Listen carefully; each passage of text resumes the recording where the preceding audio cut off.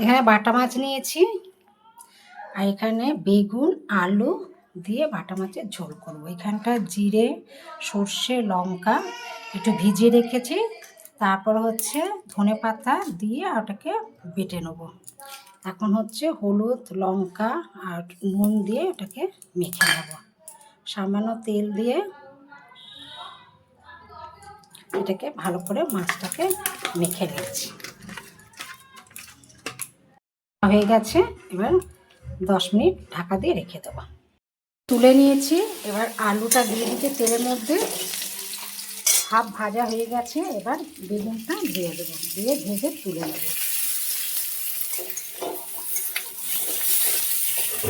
তেল গরম হয়ে গেছে, কালো জিরে ফোড়ন দিচ্ছি আর দুটো তেজপাতা ফোড়ন দিচ্ছি। মশলাটা করে রেখেছিলাম, আদা জিরে রসুন সর্ষে ধনে পাতা শুকনো লঙ্কা বাটাটা দিয়ে দিলাম। এবার এই টমেটো বাটাটা দিয়ে দিচ্ছি, আবার একটু কষে নেব। মশলাটা কষা হয়ে গেছে, এবার বেগুন আর আলুটা তুলে দেব, দিয়ে ভালো করে নেড়ে চেড়ে জল ঢেলে দেবো। কষা হয়ে গেছে, এবার জল দিয়ে দিচ্ছি।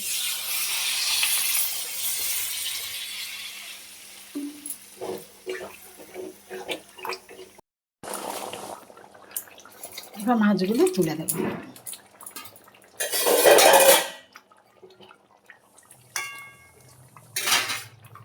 ওটা কাঁচা লঙ্কা দিয়ে দেবো।